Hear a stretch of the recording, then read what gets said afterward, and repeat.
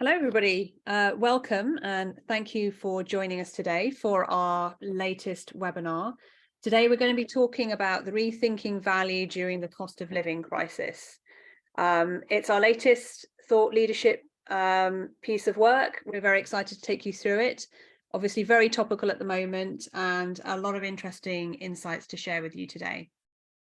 So before we kick off, a bit of introductions as to who's on the call today.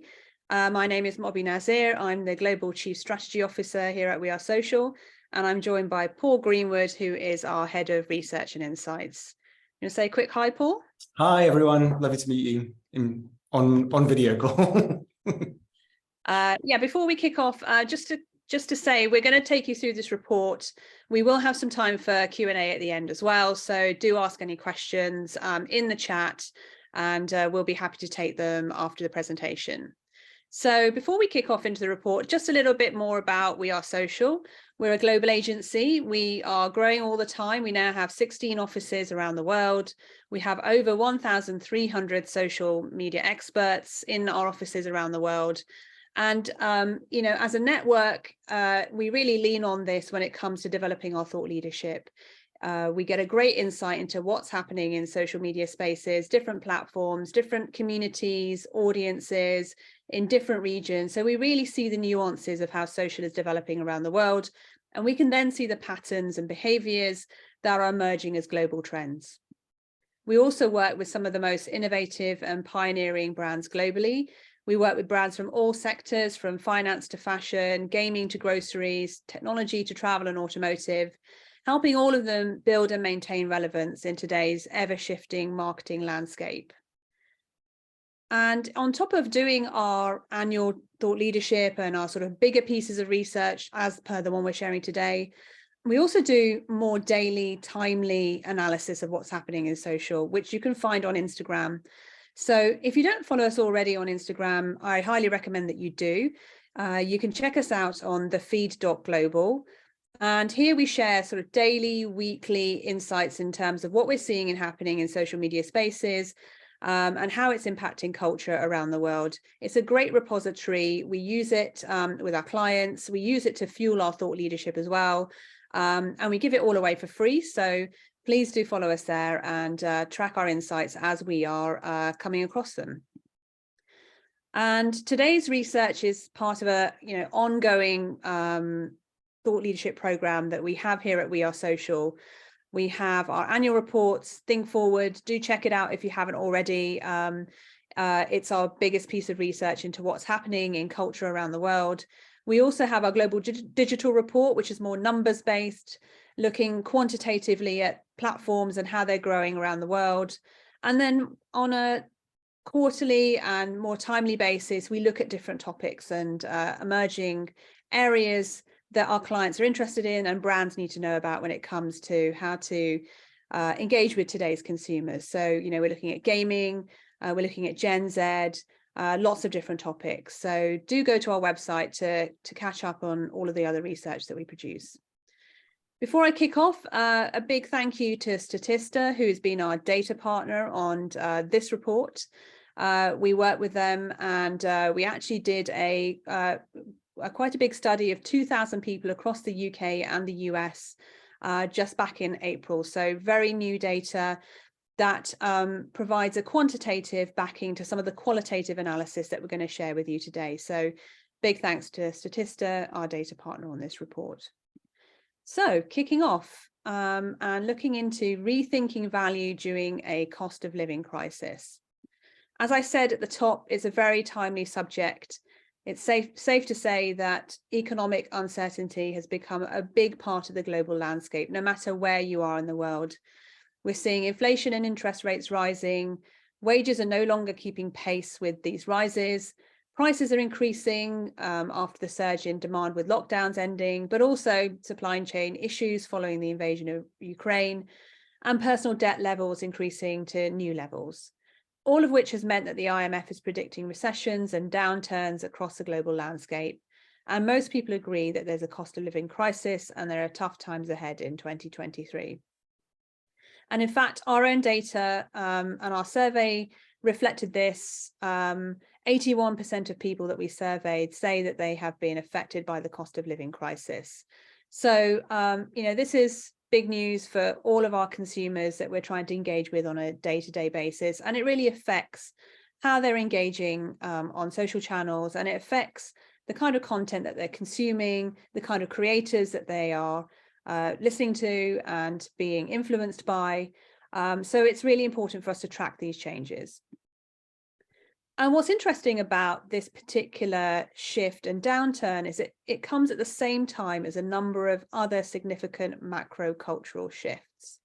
We're in the middle of many overlapping and interlinking cultural shifts that are having a massive impact on our behaviours and are fueling our reaction to this cost of living crisis. The first of those other shifts is the continued and persistent decline in trust for our institutions. We're seeing this continued decline in trust in institutions to the point now where brands are now more trusted than governments pretty much across the board. So that's a very interesting situation for us to be in. We're lacking trust in governments, in banks, in so many of our normal institutions where we would have trusted. And actually, half of the countries that we surveyed don't feel like they're going to be better off financially in the future. So this research from Edelman Trust Barometer is really interesting. And it shows a real pivot in where people are with their trust in institutions and organizations at large. At the same time, we're also acknowledging and resisting the ever-increasing wealth inequality that we see in society. People are calling this out as the 1% continue to get richer even during the pandemic. So we're seeing new types of influencer emerging. One of my favorites, Shabazz Says, who's from Blackburn, he's an anti-influencer and he's highlighting wealth inequality with his videos, all titled, "I'm rich, you're poor." The media are also calling out this era of, and they're discussing it as being an anti-ambition era, as societal norms are being subverted in these last stages of capitalism. And people are taking to the streets as well. In the UK, we've seen rolling strikes from the likes of doctors and nurses who never strike. And whilst in France, we're seeing continued unrest around the raising of the retirement age. We're also seeing a push to live a more sustainable way of life. We're realizing that we can't continue to consume resources without a thought for the future, as we all strive for a more sustainable future. The warnings around things like climate change are becoming more severe, and there's a growing understanding that individuals, communities, and countries have to shift their consumption patterns, and we're seeing wider calls for action. And all of this is affecting how people are moving through their life stages. We're seeing people signaling that traditional life stages are no longer set in stone. For example, people are living longer, they're staying longer in education, they're retraining throughout their careers, meaning that their traditional paths are in flux. They're also living longer with their parents and holding off on having kids and many other things. So what we're seeing here is that these long established norms of life stages and traditional life stages are all in flux. So what this all ends up in is that we're all heading towards what commentators are calling a state of permacrisis. So we're dealing with these multiple overlapping crises or major cultural shifts with no singular or linear way out of them. And that's what's really interesting, and that's what we've been looking at in this report. So we're seeing how the concept of value is being shifted and stretched. And we're seeing it being shifted and stretched on a couple of different axes. We're seeing people rebelling against the new reality, and we're also seeing people embracing it. And then we're seeing content that leans into more educational, informational type content around the new reality, and we're seeing people dealing with it with humor. And this sort of framework is what's guiding our research, and it has led us to 4 interesting new trend areas that we're going to dig a little bit deeper in today. So those new trend areas are, first of all, new materialism, where we are advancing our own ideals when there's been a vacuum from the established institutions, as I was talking about earlier. The next category is performative denial, where we're all collectively pushing back against structural norms with a bit of irreverence. Then we're looking at deliberate living, people consciously prioritizing individual joy and happiness when they're being faced by these tough times. And finally, we're looking at the knowledge flex, embracing a new balanced and equitable way of living through leveraging knowledge. So we're going to now go into each of these trends in a little bit more detail. So I'll hand over to Paul. Cheers, Mobbie. Thank you. And remember, we've got a Q&A at the end. So if you've got any questions, please pop them in the comment section. So the first shift we're going to talk about is new materialism. And this is quite a radical thought. And it's also one that is probably more robust and forthright in how it kind of perceives value and defines value. And what we're seeing is that instead of trying to live up to old ambitions or succeed in today's society on their terms, there's a growing movement of people who are looking to pre-existing ideas of value and putting them to one side and trying to start from scratch. And these people are disenfranchised with the current systems, and they're rejecting and rebuilding old ideals of what value looks like. And the example we've got on the slide here is something called doubloons, which is it's a fun trend that we see on TikTok, and it's quite wild, but it's an imaginary economy that has come about over the last year. And people can be gifted doubloon coins, and they can then trade it for imaginary items. It's got quite a complex system around it. It has debt, it has the IRS involved, make-believe IRS, and it has, other things such as like fighter jets and unicorns. And it even experienced inflation earlier this year because people can mint their own coins. And while it's a fun and kind of throwaway trend, what we think is important is that these people are actually holding a mirror up to society in real life and saying that we can create an economy that functions in exactly the same way as it does in real life and has all the same systematic failures. So it's not fair, it's not just, and it's not working for everyone. So this is really a mirror to society going, what should we be doing? We could be doing much, much better. And we know that people aren't totally convinced by capitalism. This data came from the Edelman Trust Barometer from last year, and over half of the people surveyed said that they believe capitalism as it exists today does more harm than good in the world. So there's a growing disenfranchisement and a growing dissatisfaction with what we're seeing in the real world. So how is this trend else playing out? So there's a few behaviors that we see, and they're quite interesting. So the first one is the rise of the dupe. A dupe is a duplication, it's a knockoff, it's a fake away. Basically, it's one product which is pretty much exactly the same as another, but at a much lower cost. And what we find interesting about this is that people are acknowledging and producing content that separates material value from symbolic value. So we see consumers talking about cheaper goods, which are pretty much the same, and we see influencers recommending them. And what they're really doing is looking at, what brand value is. So if you're a premium brand that has to defend a price premium in its comms and its marketing, it's going to be very difficult to do that over the next couple of months and maybe going into next year, because people will be acknowledging that there's a difference in price, but they can get the same value elsewhere. Another behavior that we see is that powerful fandoms are becoming more, they're acknowledging their own power and mobilizing a little bit more. And what they're doing is they're holding organizations and different brands to account that usually ascribe value to something. And the example we've got here is from Taylor Swift. So Taylor Swift has a very, very powerful fan base called the Swifties. And she's recently sold some tickets to go on tour this year. And the handling of the ticket sale was pretty shambolic. There was hidden fees, there was things went up, not everyone was able to get a ticket. And her fan base came together and mobilized. And it's quite an unusual thing that they did. They brought an antitrust action against Ticketmaster in the US, which is pretty much unheard of in the US. Like, antitrust actions are very hard to bring. But what they did off their own back, with different hierarchies within their fan base, they came together and have brought this antitrust action. So they're trying to hold Ticketmaster to account and have a much more equitable way of doing things and trying to place value on a ticket that they think is important. And the final thing that we're seeing is this kind of flipping of highbrow and lowbrow, especially when it comes to category norms. So redefining and inverting old systems of value.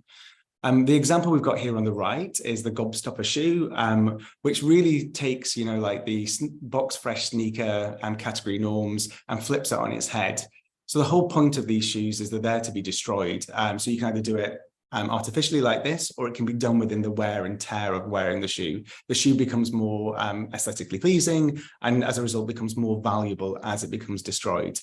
And it's really like taken that category norm and really flipped it. So what can brands be doing about it? So with brands under attack from dupes and, with category norms being inverted, the one thing that we think is going to become super, super important for brands to think about and really think hard about this is how to extend loyalty beyond the product. So it needs to be throughout the whole purchase cycle. So a loyalty program that rewards consumers by prioritizing experiences and services, and one that really emphasizes the shared values between the consumer and the brand. So think, Patagonia and sustainability, they really own that space. And one that delivers unique experiences both online, but in store. Another thing that will become super important, and it already is important within the kind of customer journey, but is the rise of the review and the review site. So as fandoms and communities become more vocal and more powerful, review sites will take on a new prominence. Typically, most people will go to a review site, especially if you're making a big ticket purchase towards the end of the consumer journey. But what we're seeing now is that a lot of the consumer journeys are being triggered and kicked off with a review site. So they're becoming much earlier on in the consumer journey. So I think it's something that brands will have to take close care about and look at, like answering any kind of service issues that they have, but also really helping their own brand advocates to have a greater voice within communities and within fandoms. And the final thing that we're seeing is more around subversive influence. So we're in a period of flux and subversion, and this could be an opportunity for brands. There's an opportunity to be more playful and experimental in how you approach influencer marketing. So thinking about creating partnerships that can stretch brand values beyond their existing meaning and into new spaces and to reach new audiences. And this is, I think, going to become even more important over the next couple of years as Gen Alpha come of age and start earning money. We know that Gen Z are not very brand loyal at the moment, and we expect Gen Alpha to do the same. So this is an opportunity to shift your values to reflect Gen Alphas before they start spending money. The example we've got here on the right is something that Telfar did last month. So Telfar is a luxury handbag maker. It's very, very popular at the moment. It comes out of Brooklyn. And what they did last month is basically they created a dynamic pricing tool, which allowed for the most popular products online to become cheaper. So it really flipped that script of fashion. So it definitely speaks to loyalty, but it also speaks to subversive influence here. It definitely fits with Telfar's brand values and their customer base. And I'm not sure many other brands could do this, but for Telfar, it felt right, and it created a lot of earned media for them. So the next trend is called performative denial, and it's one of my favorites. It's a bit out there, but it's also super fun. And what we're seeing is that value is it's all around performance, and it's about people being open and honest about constructing and editing the good life into being. So people are living in willful denial, and they're pretending to live the high life even when they can't afford to. But it's not around fooling people. Everyone's in on the joke. Everyone's in on the conversation. And we're seeing multiple conversations happen where people are talking openly and honestly about how they can hack, edit, and construct themselves into a high life. It's quite an interesting one because here value isn't around stability or future planning. It's about performance and fiction. And it definitely has a lot of elements of escapism around it. And the example here is a guy on TikTok who basically he comes from a lower socioeconomic background, but he pretends to be wealthy. So he's role-playing old money. And you see him having a champagne brunch, you see him at the tennis club, at the country club, and at the yacht club. And it's quite an unusual and interesting kind of fun trend that people can play into. And I can understand why people are doing this, because when you look at the data, 45% of Gen Z are millennials, don't see the point of saving until things return to normal. So as Mobbie was saying, if you can't see a route forward and a path out of the current crisis, why bother at all? And that comes from Fidelity in 2022. So what are the other examples we're seeing? So I've already discussed role-playing old money. So younger generations are like pretending to be rich and to come from a very wealthy background. But this is kind of something that's come out of the pandemic. During the pandemic, we saw younger generations, Gen Z in particular, pretend to be millennial office workers. And what they're looking to do is they're reaching for a sense of reassurance when times are turbulent and times are tough. First-person narratives are a really interesting trend that is affecting, I guess, the whole of social media. But here we're seeing it play out in a specific way. But people are self-consciously narrating their own lives like a TV show and pretending to be the main character. So we see it when people are reading out grocery lists. We see it in kind of suburban sensationalism when people are documenting their grocery shop in supermarkets and going through the different aisles and making it really exaggerated and making it look fun. But this speaks to, like I said, a broader shift in social where people aren't just documenting and putting their thoughts online, but they see it as interactive theatre and as a performance. So we'll see more of this kind of behaviour throughout social over the next couple of years. And the final thing that we're seeing is something called recession core aesthetics. So recession core made its debut on the red carpets of award season earlier this year.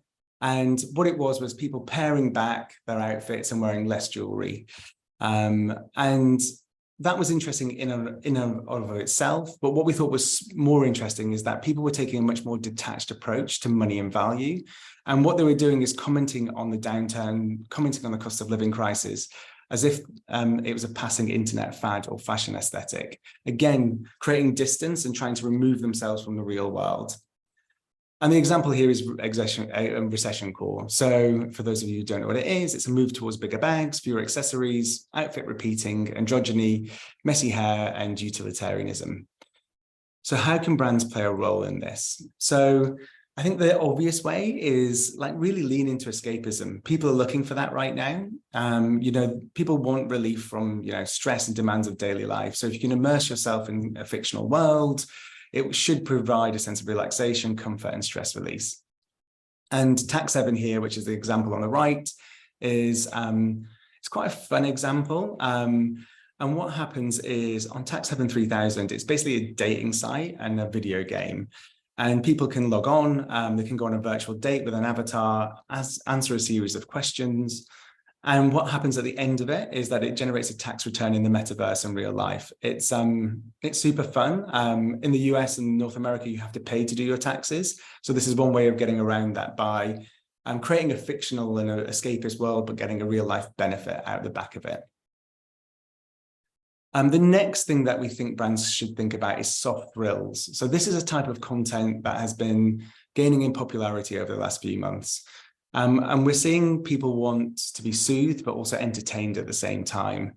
And if you can take those two different disparate qualities into your content, it should perform super well.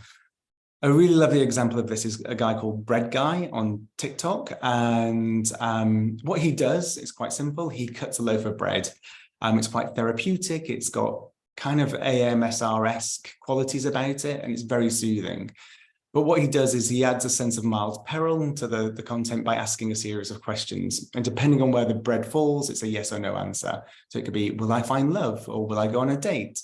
And it just adds a sense of entertainment, but also as well as being very soothing content. And I guess the third thing that brands could think about is nostalgia. Nostalgia is incredibly reassuring for people. And if you can think of the different cultural touchstones of the past to highlight your heritage and provenance, it will provide that reassurance for you and for your consumer, but also it will invoke a deeper sense of emotional resonance with them. So if you have that heritage, or if you can talk to certain elements of nostalgia well within your comms, it should also provide really good content for you. So that one was performative denial. The third trend that we're going to talk about is deliberate living. And here we're seeing people take a conscious decision to to spend money in a certain way that actually brings outsized joy and happiness for the individual. So values here is derived from consumption, but it's always rooted and grounded in joy. And we're seeing a growing trend on TikTok and on cross social of people talking about small living and tiny houses.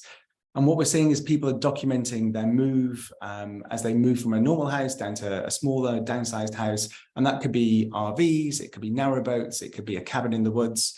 But tiny homes offer people a way to save money, not having to pay rent, not having to pay mortgages. But what they're then doing is obviously they're showing all the finances, and then they're talking about where they're going to spend their money. And that could be on education or it could be on other purchases. So there's definitely a growing community of these people who are very talkative and very vocal on social and want to help people do the same thing. And we know that Gen Z are actually looking for ways to save money from brands and also social influencers. So 62% of the people we surveyed said that's exactly what they're looking for. And they want to save money so they can spend it elsewhere on things that matter to them.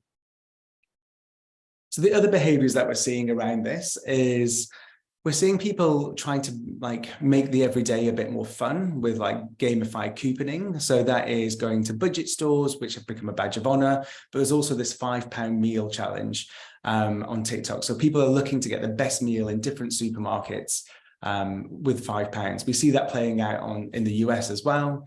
And we have an example of this, which is the personal care edition at Tesco in the UK. The other thing that we're seeing is that people are really documenting tactical extravagance. So what we mean by this is people are saving up money and then splurging on something really, really extravagant. So a lot of the time it's a luxury hotel at the end of a holiday, but that luxury stay, that one night will sustain content on their social channels for weeks to come. And they get a lot of pleasure in sharing that content once they've actually had that luxury. And we're also seeing that collector culture has more, it's taking on a new meaning in the current circumstances. So people have always been collectors, but people are spending a lot of time documenting what they're collecting, whether that's Hello Kitty or Stussy, and then proudly showing off their purchase on social. So it's people are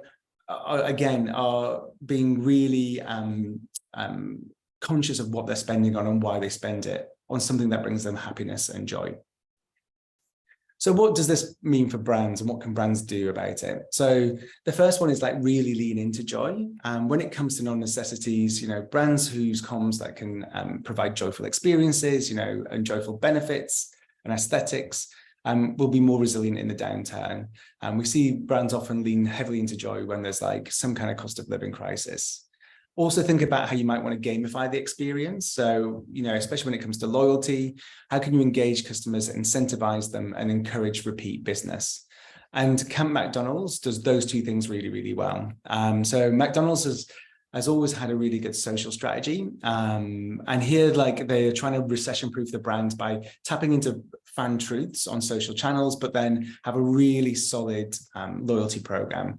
So they have an app which has 27 days of Camp McDonald's, which replicates what it's like to go to camp in the US. It has a series of challenges, a series of coupons. It has concerts from the likes of Kid Cudi. You can buy merch there. And it's really generated a lot of buzz with Gen Z to come back and continue to shop at McDonald's.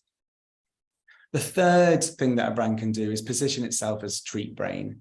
So it can be a big luxury or it can be a little luxury. But if you can position your brand as something that is a payoff or an accomplishment or an achievement, people will start to make associations with you, with that brand and success. So it will help, boost their confidence and their self-esteem, but also make that really strong emotional connection. So lots of different ways that brands can think about deliberate living. The final trend is the knowledge flex. And this is probably the most, for me, the most rational and the most logical, and hopefully the one that you've seen on social a bit and maybe participated in it. So for us, knowledge flex is values is expressed by flexing what you know rather than what you have. And what we mean by this is the example here is de-influencing. So de-influencing really, it's been around for a while, but really became popular, I guess, in January and February of this year. It's got 500 million views on TikTok alone, and it's growing by about 80 million views month on month. And it's quite a broad trend, but what we mean here is it's about the flex, and it's flexing your knowledge, but it's flexing where not to spend instead of on what to spend. So it's really flipped the creator economy and had a massive impact on them, especially within what it means when it comes to the cost of living crisis. And we know that users on social media, they actually have noticed a massive difference when it comes to the content that influencers are putting out there. So 70% of people have noticed a difference where influencers and creators are looking to help people find cheaper options. So what are the other behaviors behind it? So I'm going to unpack de-influence a little bit more. So influencers have had a pretty hard time over the last, I'd say, 3 or 4 years. So pre-pandemic, there was questions around their efficacy and their, what value they added to the consumer purchase cycle. We obviously had the pandemic and they had to diversify. A lot of people couldn't do what they were able to do to generate money, so they had to go into new interests, new areas, new passion points. And then they've come out of the pandemic and they're faced with the cost of living crisis. And it's a very real problem for them. So what do? So what we're seeing is they're really doing 2 things when it comes to de-influencing. The first is, and it's not one that I kind of like, but I'm seeing content where influencers are going, here's a product, it's really good, these are the benefits of it, but if you can't afford it, don't buy it, which feels a little off to me and just feels a little strange and probably not the best way to sell a product. The second way, which is a lot more valuable to individuals, is we're seeing influencers become like the money-saving supermarket experts. So instead of buying this product, they're saying buy this product, it does a similar job, or don't buy that product at all, buy the raw materials and it has the same benefits. What the influencers are doing is they're showing off their smarts. They're showing off that they know the category, they know the industry, and they can offer value and advice to individuals. So it's a win-win for both the creator and the influencer, but also the consumer. The second behavior that we're seeing is something that we're calling artisanal peacocking.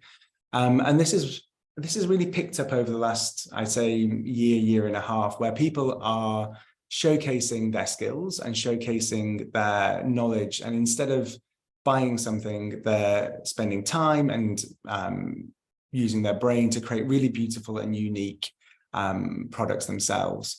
And like I said, this piece of content, or this type of content, has really taken off over the last year to 18 months. So it's spending less cash, but expending more time and knowledge. And the final thing, which I think is really interesting, is that it's been the return of the how-to video. So how-to videos, they were super popular in the early 2010s. It's got that kind of Y2 revival vibe about it. But they're definitely making a comeback as people take much more of a prepper approach to tackling issues. The example that we have here is a really fun example for me. So a guy was looking to finish off tiling his bathroom floor, and so he started watching a YouTube tutorial.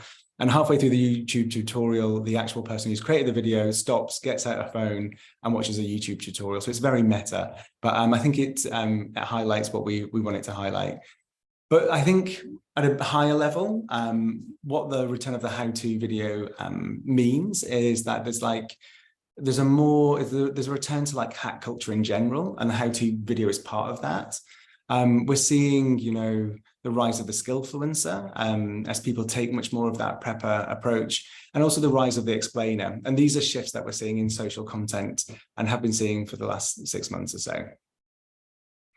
So what can a brand do with this? So there's 3 different ways that we think a brand can play a role. And the first is all around facilitating community. We'll see community take on a much more important role within comms in the next year or so. So if you can build a community building strand into your social strategy, we think that's super important. And if you can create a self-sustaining community where people share tips, tricks, and techniques, that to make life easier, it will be a super valuable resource and entity for brands. So think about ways that you may facilitate community and build it and help sustain it without having it to be a laborious thing. The other thing that we're seeing is imperfection is becoming the kind of new norm. So when it's all around flexing what you know, rather than actually spending the most money on something, you know, think wonky veg has become a thing. People are more willing to buy products that aren't perfect. And that can be reflected in your social comms. So comms do not have to be this high quality, high res, high visual. It can be lo-fi, it can be realistic, and it'd be more relatable to the individuals and consumers who are looking at the content. And finally, this is a really easy one. So it's like micro learning. So people want to know and want to be able to hack their lives. We live in an age of big data and information, but actually consumers live in the here and now and need help with the here and now. So how can you facilitate that by giving them knowledge? So if you're delivering bite-sized pieces of information through life hacks and content to consumers, it will help them through tough times. And a brand that has really lent into this trend quite literally over in the last month or so is IKEA. So IKEA has launched a new TVC and it invites its customers to show off your savvy. So instead of spending a lot of money on renovations and high quality and high expensive products, what it does, it celebrates individuals who uses their smarts and uses their savvy purchasing to actually create the perfect home. And it's a really lovely advert. I definitely recommend you go and have a look at it. It makes me laugh. And it's a really, like I said, a literal kind of translation of this trend. But yeah, that's knowledge flex. So they're the 4 trends, and I will hand back to Mobbie. Great. Yes. Thanks, Paul. Thanks for taking us through that. Yes. So here we have a reminder of the 4 trends that we talked about: new materialism, performative denial, deliberate living, and the knowledge flex. So yeah, just to summarize, as we've seen, while cost and price still matter to people when they're living in this cost of living crisis, what we're seeing now is new mindsets and behaviors that are looking to redefine the meaning of value. And they're defining it in ways that are more purposeful. They're doing it in ways that reward smarter thinking, and they're doing it in ways that lean into escapism. So these shifts are giving brands more creative license in their marketing whilst these times are tough. And this more expanded concept of value means that messaging beyond cost and price is going to be really essential to attracting and maintaining your consumers' attention. So you can read the full report at just open up the link that comes from the QR code, or you can get in touch with us if you have any questions. We are here now for the next 5-10 minutes. So if there are any questions, please throw them in a chat and we'll be really happy to take them. Yeah, I'll leave the QR code up for a couple of minutes and then I'll take it down once the questions start coming in.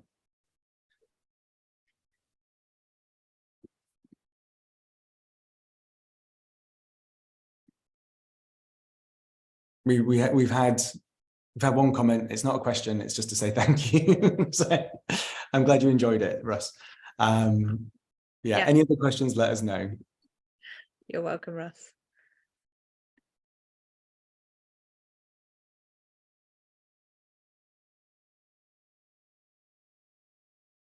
Very informative. Okay, great. Brilliant.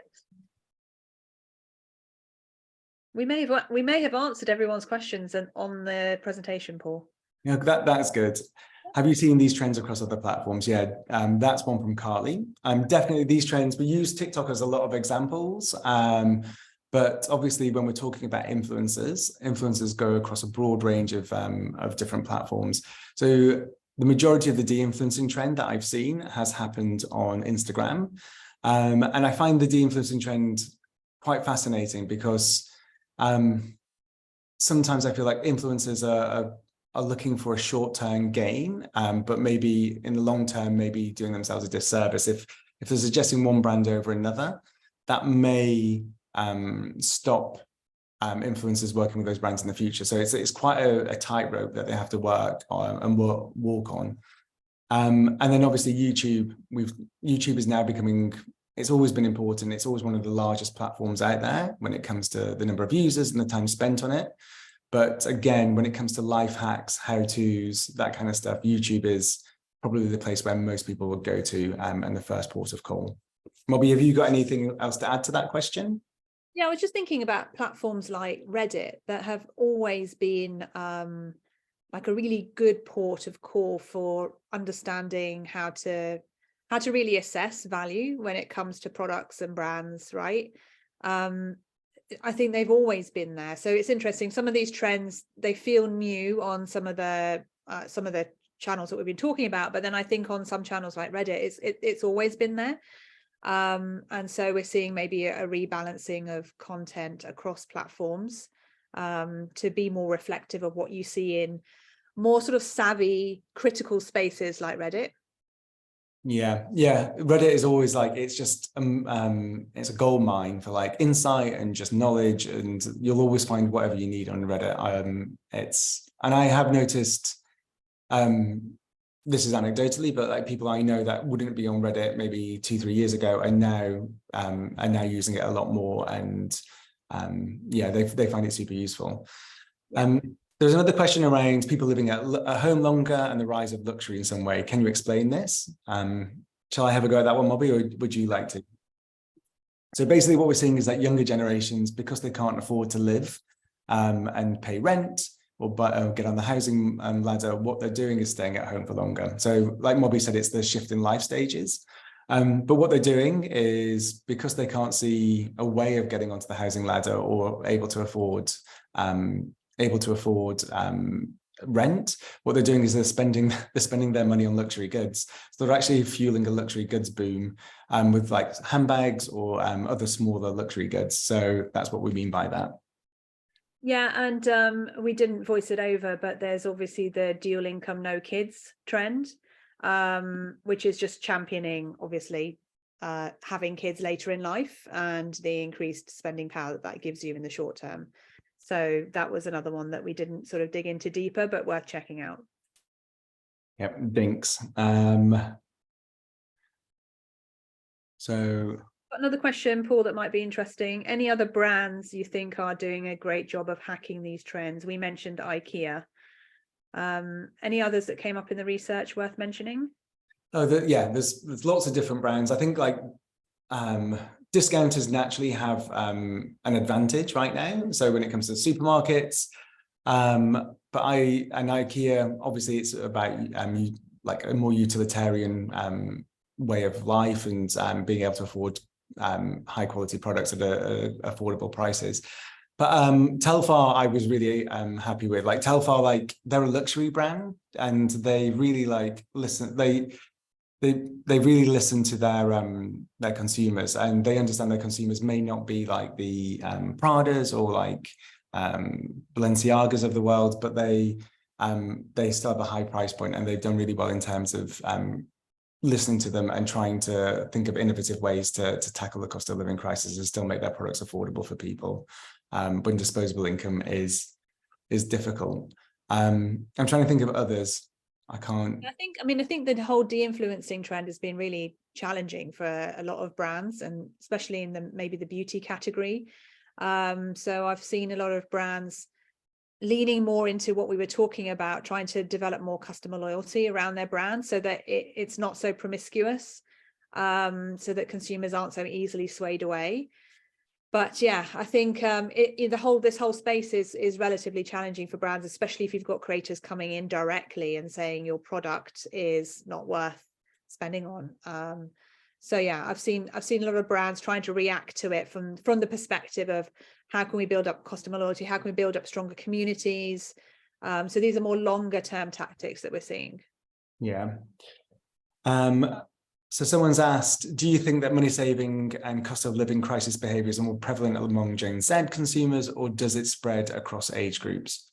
So yeah, I think we talk about Gen Z, but we are seeing this across any age group that we look to. People are looking to save money in many different ways, and one of the interesting things about performative denial is that we talked about code switching, so people pretending to be something they're not. But that, while we talk about younger generations, we are seeing it in millennials, and yeah, I think older generations themselves, a lot of the knowledge flex was grounded in people who would be considered Gen X, so looking to flex what they know from a lifetime of experience than just going along with the status quo. Yeah. There's a question here. Do we see any of these trends affecting the travel sector? I think that's interesting because we talked in the research about the duality of yes, people have less money, so they're restricting their purchases, but also they want to splurge on certain things.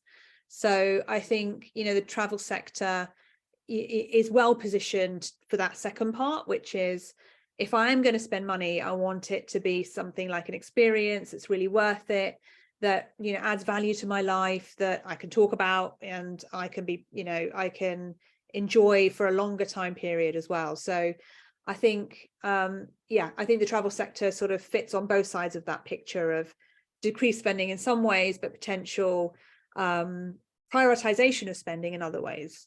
Exactly. Yeah. One of the data points that we had in there, which we didn't show, was that, and I can't remember exactly where it's from, but it was from a report. But like 72% of people say they're not gonna change their travel plans this year, despite having more economically tough times. So they're cutting back on other things to then prioritize this holiday.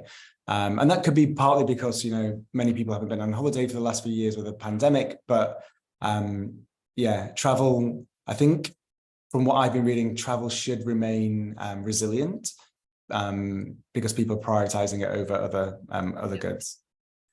So there's an interesting theme coming out around optimism from our report, and a great question from Caroline. Hi, Caroline. Good to see you or hear from you. So the question is, have you seen the new Richard Huntington report on what the F is going on? It's a pretty dark read. Your report reads much more positive. Do you feel like social is really reflecting a more positive aspect, or have you avoided pulling out the negatives?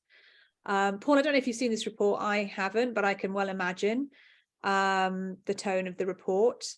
I don't feel that we've avoided pulling out the negatives. What we've seen is genuinely what we are seeing on social, and obviously there is a lot of negatives to the cost of living crisis. Nobody's denying that, but what we are also seeing on social is how people are finding ways to embrace, rebel, cope, educate, bring humor, doing everything that's just social does really well. So I think we're all going through it, and we all have to find our ways through it somehow. So what we've pulled out is genuinely what we see. And I mean, Paul, maybe you can also speak to this.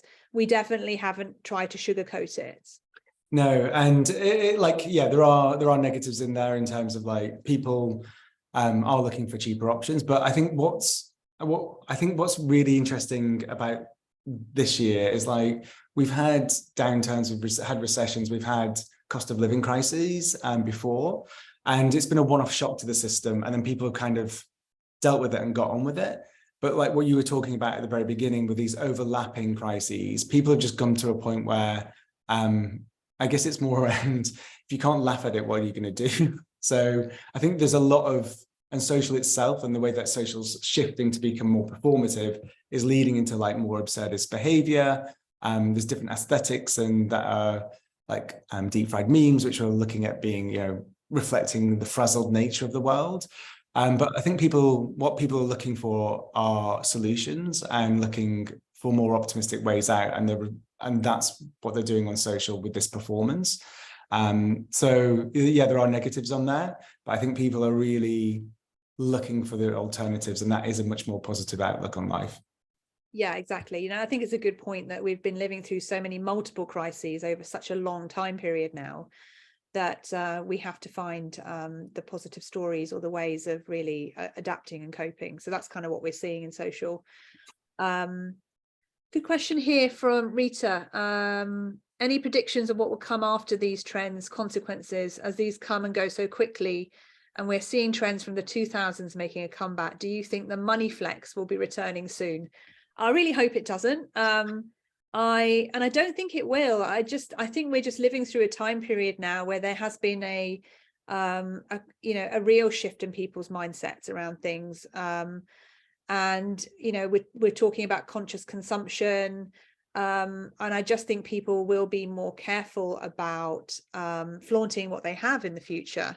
or they will face a backlash, regardless of whether or not we're in a stronger economic situation or not.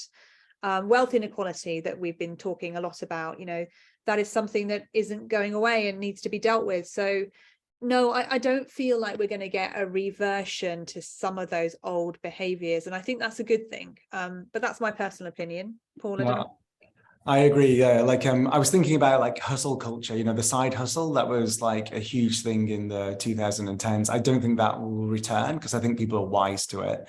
And I think younger generations are more, what I see is, especially from Gen Z and also from the just reading around Gen Alpha, it's a more collective and a collectivism kind of approach. So people coming together to work through solutions themselves and find alternative routes through. I think they'll be a lot more practical, but they won't fall into this kind of, you need to work harder. It's actually probably, you'll find people working smarter rather than harder. So I don't think there'll be a money flex. I don't think there'll be, hopefully there won't be a side hustle. Culture will come back and people will have a much more balanced view on life and how to create money. I think they will hold the 1% into account more. I think that is something that you see pretty much daily, no matter where you are in the world. There's people coming together to protest and to try and drive action forward and to get a fairer and more balanced society. Yeah, absolutely. Okay, I think that's a good point to wrap things up. Thank you so much for all your questions today and all your positive feedback. We really appreciate it. Do go ahead and go to our website where you can download the full report and also access the rest of our thought leadership. Contact us if you'd like to and continue the conversation. Thanks very much to Paul, and I'll say goodbye for now. Thanks, Mobbie. Bye-bye.